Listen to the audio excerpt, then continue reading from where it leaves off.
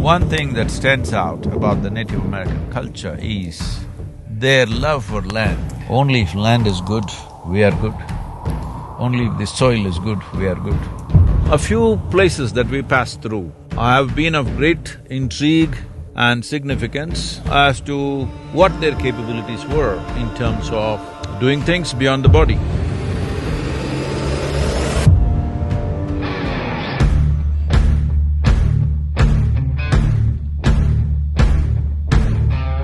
There was an ocean, an inland ocean which dried up.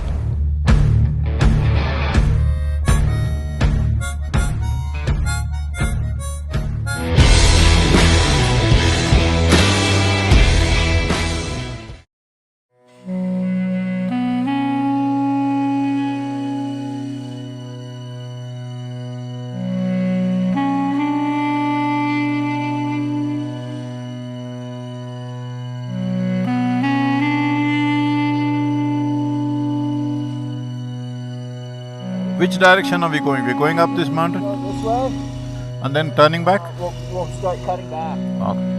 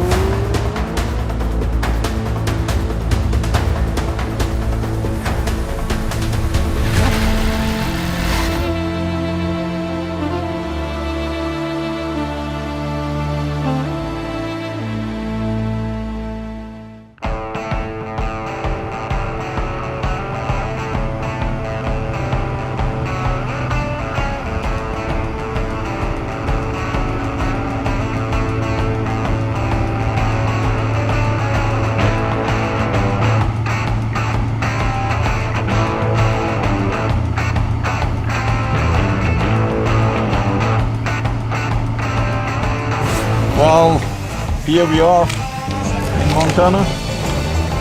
We are climbing what is called as the Beartooth Pass. These squirrels are climbing up my legs, thinking I'm a tree trunk. Maybe I've been here for too long.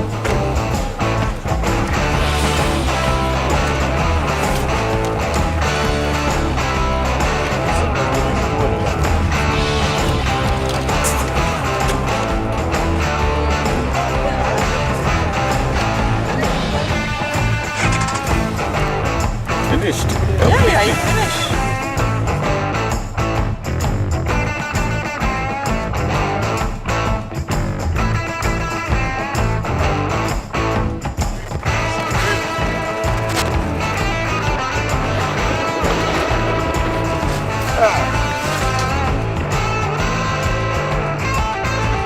I think we are maybe at least 3 days behind schedule because one day I had to go to Los Angeles for a meeting with Jack Dragonmore, who's done phenomenal work as an environmental scientist. He has open-heartedly wanting to be a part of Kaveri Calling and the Conscious Planet movement and willing to support us in every possible way, which is tremendous support. We are entering Yellowstone National Park, the very famous Yellowstone National Park we've just entered, and both sides evergreen trees and fabulous mountains. Who can match a sculptor like this? A million-year project. Look at the result. Too fantastic.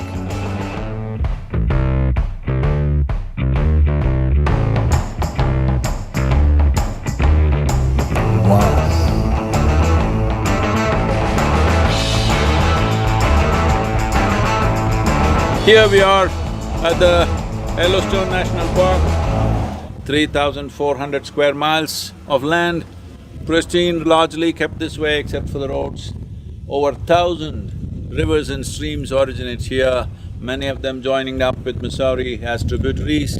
Snake River, which flows west, is going straight up to Pacific. going all over the place like a snake, twisting and turning through the terrain.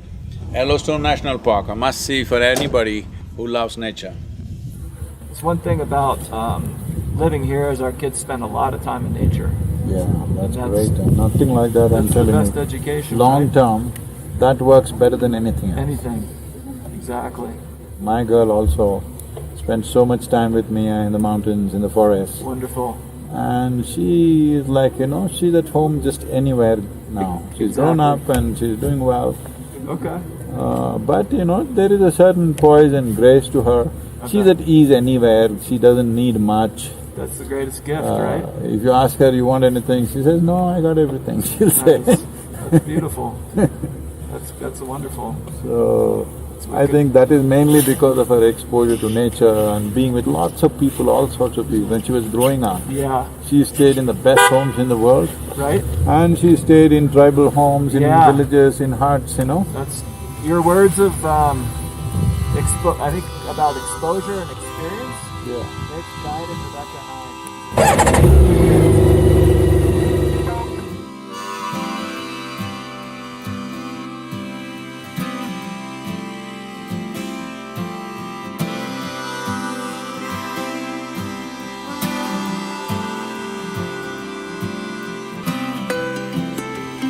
Already fall colors are out here in Wyoming, the trees are bright yellow.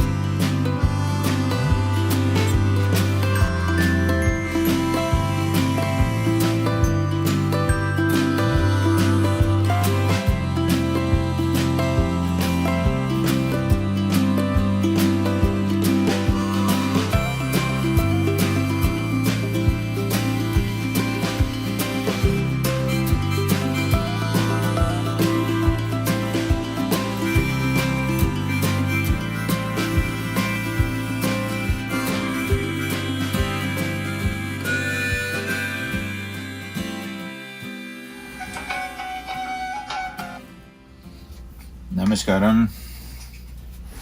Namaskaram. How are you, baby? I'm good. How are you? Good. It's been a long ride today. More than 12 hours on the motorcycle today, so…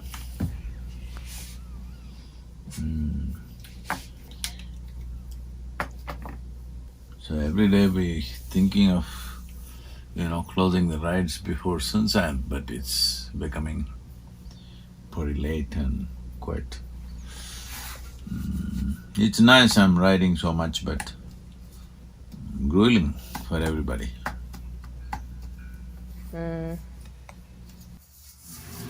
What else? What's happening there? All good? Here, Raining, huh? all good. Did you see Kala and Googie? Yeah, they're losing some weight. They're not as fat as they used How to. are they doing? They're doing well. They're doing okay. Lots of snakes, actually.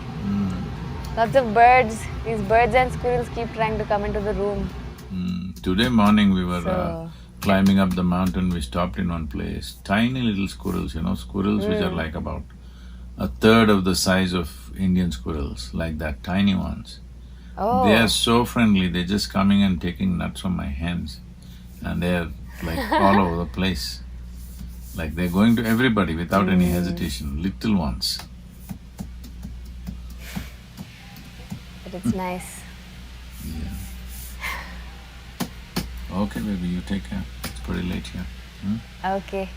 Yeah. I'll speak to you So tomorrow. Okay. do the Namaskaram. Navratri. All the best for Navratri. Yes. Do well. Okay, baby. Take care. Okay. All right. Namaskaram. Namaskaram. Bye. Already here?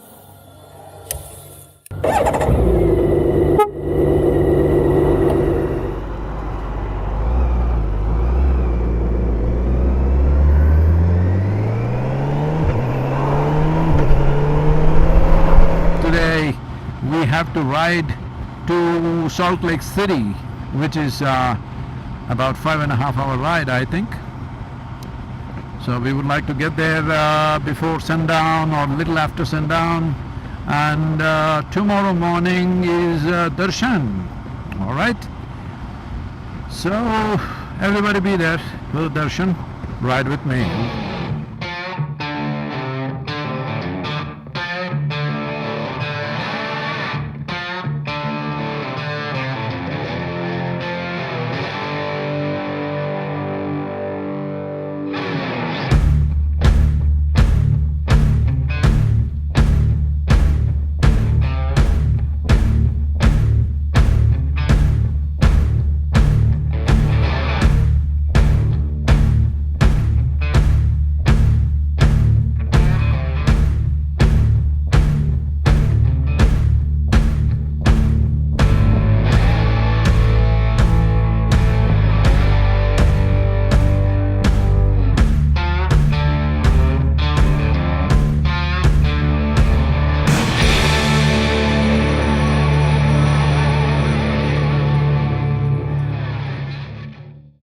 Here we are at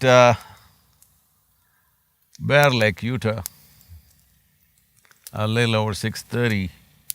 Sun is yet to come up, no sign of him. Temperatures are somewhere around 6 to 7 degrees centigrade.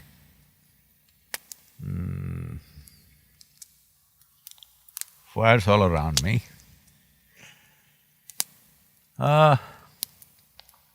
One thing that stands out about the Native American culture is their love for land. It is even inappropriate to say love for land because it is not that they love the land, they are the land. Even you and me are land, but most people don't get till you bury them that we are land. But this dimension of their spirituality is very relevant for today and tomorrow, for this generation and the next, that people live understanding, knowing, being conscious that we are just land. Only if land is good, we are good. Only if the soil is good, we are good. So, I'm saying this because I'm getting a lot of questions. People asking, Sadhguru, how do you find Native American mysticism different from the Indian mysticism? Well, culturally we may be different, but when it comes to mysticism, there is no such thing as Indian mysticism, African mysticism, American mysticism, there is no such thing because mysticism is just exploration of the reality of existence, which is right now beyond physicality, because of which your senses are not able to perceive.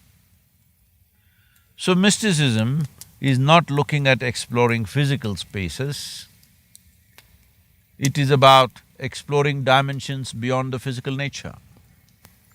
That means fundamentally, using some method, doesn't matter what, some method to transcend the limitations of sense perception so that we can touch and experience dimensions beyond the physical.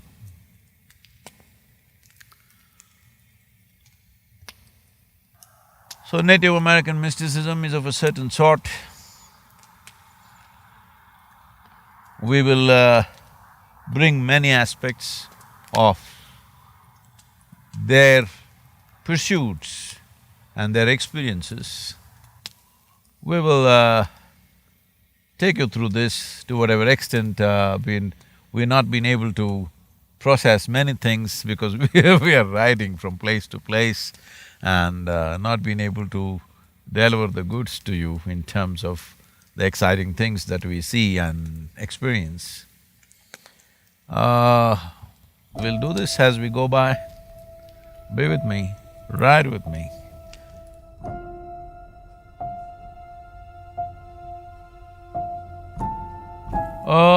Today, we decided not to ride because the Bear Lake and there's work to do, recording and stuff. From here on, it's a real exploration depending on what kind of meetings we make. The camera people, your setting work is over? Yes. So everybody just block the right nostril and go on the left nostril. In the last couple of weeks, we've been through different Native American nations. A few places that we passed through in the last 2 weeks have been of great intrigue and significance as to what their capabilities were in terms of doing things beyond the body. When you do something beyond your physical existence, in a way, that is what is spiritual.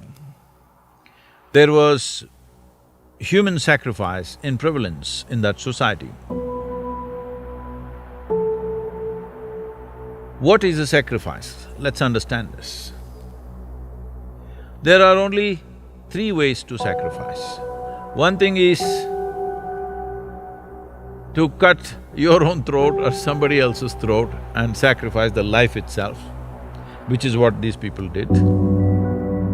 Another way is to sacrifice parts of your body in terms of flesh, which was very, very prevalent in the Native American culture, that parts of one's flesh is offered as sacrifice. And just now we were in the Lakota nation. We went to the site where General George Armstrong Custer fell in the battlefield where he was killed. The Sitting Bull, who was the chief of Lakota, did not go into the battle. One thing is, he sacrificed 24 pieces of flesh from his arms. And his mother, who was a wise woman, said, after so much sacrifice and considering your age, you do not go to the battle. Let the young people fight. You take care of the people who are here, you take care of the tribe, let the young men fight. Well, that advice paid off very well for them, for the Lakota nation.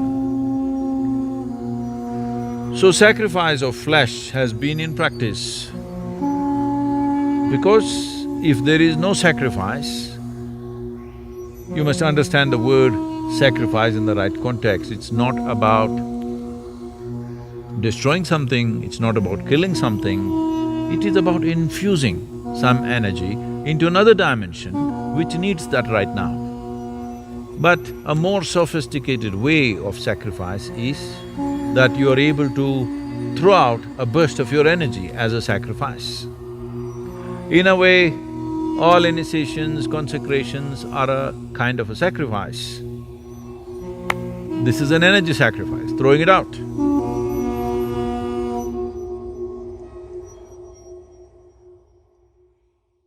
Nina kanasalla, nanenna nanavalla, ninanna usiravattaye,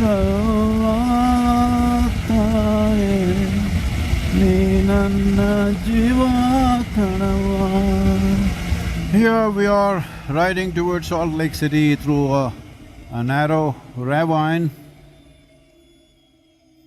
As you see, terrain getting more desert-like, and from now on we'll battle heat probably as we go south, not cold.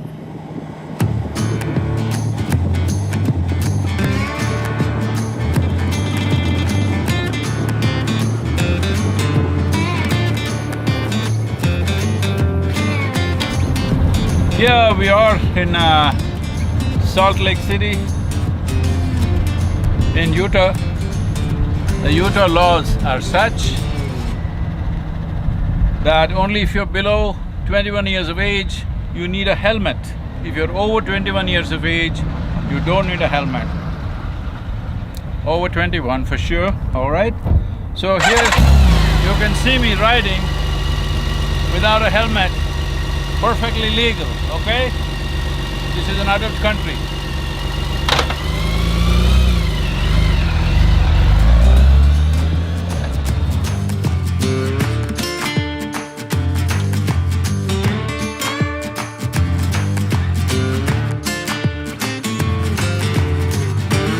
But madam, am I free? Or you have something? There's always something.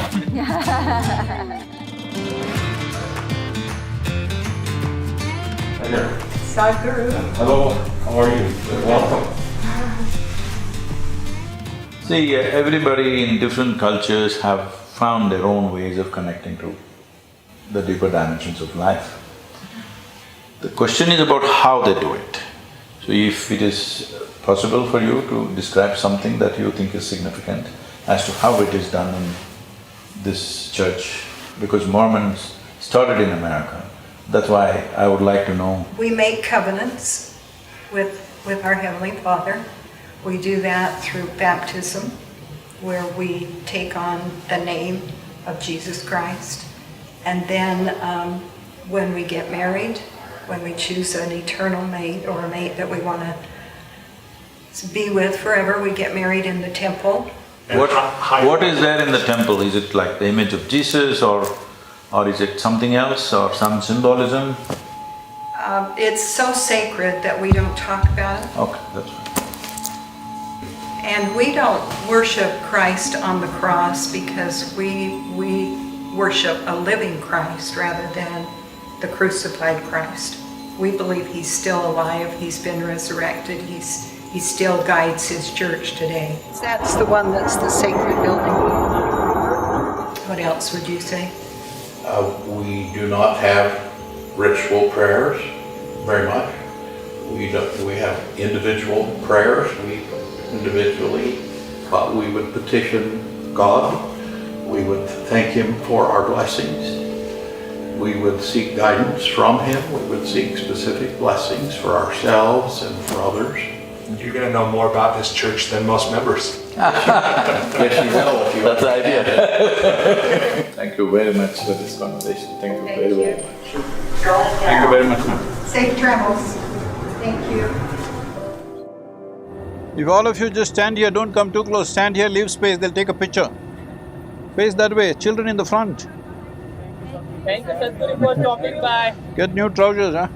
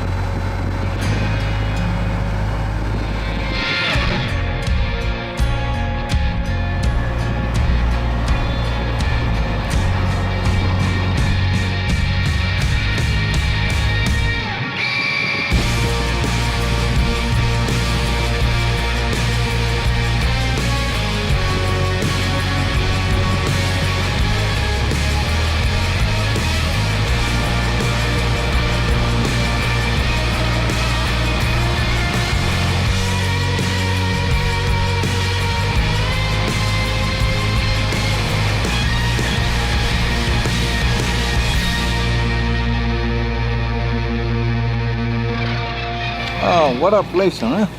Unbelievable.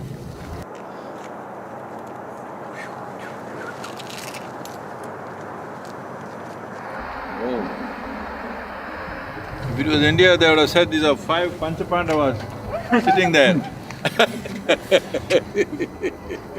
What, camera people, you want to go to the arches right now or we do it tomorrow morning? Tomorrow morning for sure. We'll just ride to the top and come, whoever wants to can come. Photography, not a must. If you want to, you can, otherwise we'll do it tomorrow anyway.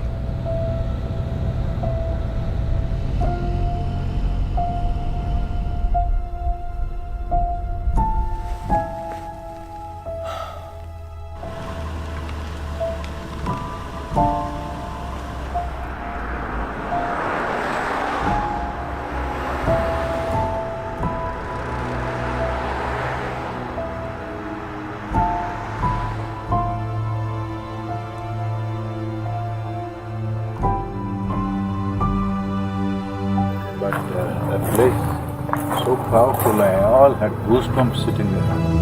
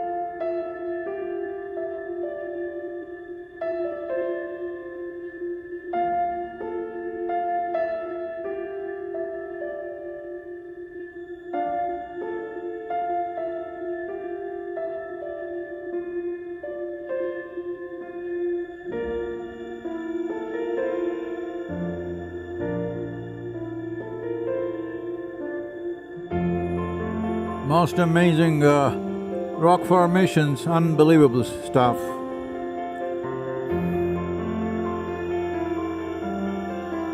Wow!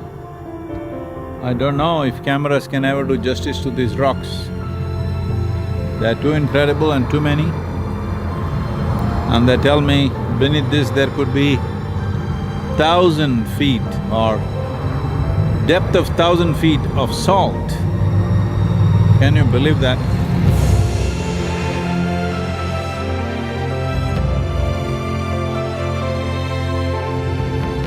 Unbelievable that there was an ocean, an inland ocean which dried up, and this whole belt is a salt belt. And I came here yesterday and even now it gives me goosebumps.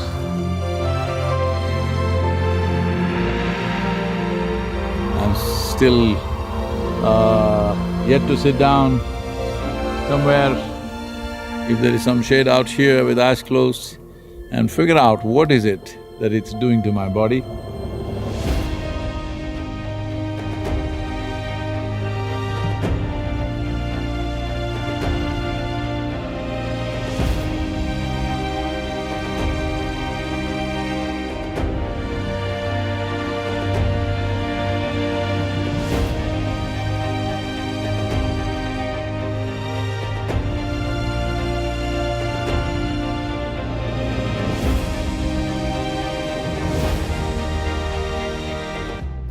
They're like living things, these rocks.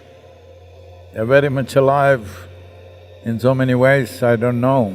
It's just impossible to find a logical expression to what they are. What is he looking at? Hello, man. Hello, what are you? I like your goggles. What are you? Right now, right here, man. I like your goggles. Really? What about me? Huh? Look like me? The microphone camera! Hey!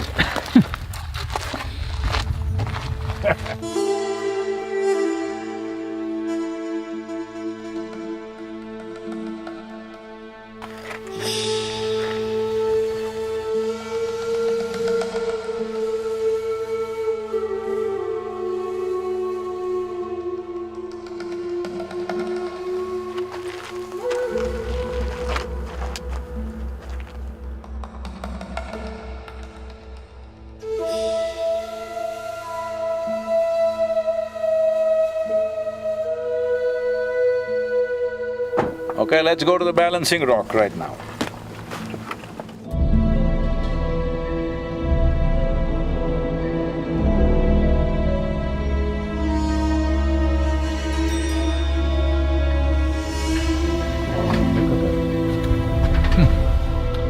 Look at the loose rocks upon which it's sitting and the way the arrangement happened, huh?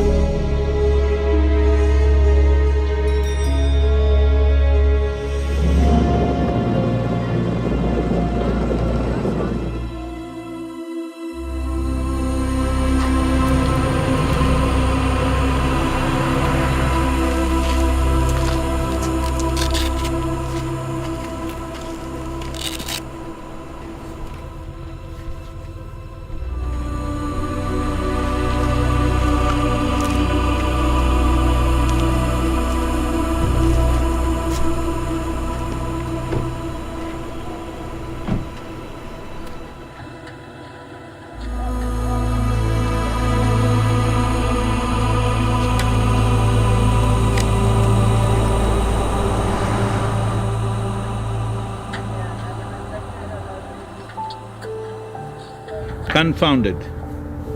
Rocks and more rocks, not just lying there, but have risen to impossible geometry of symphony, staring down at you like living things that they are. What insane heart and industrious hand could put them all up in these magnificent forms that human eye finds hard to comprehend? All one can do is stare confounded by this craft of creation.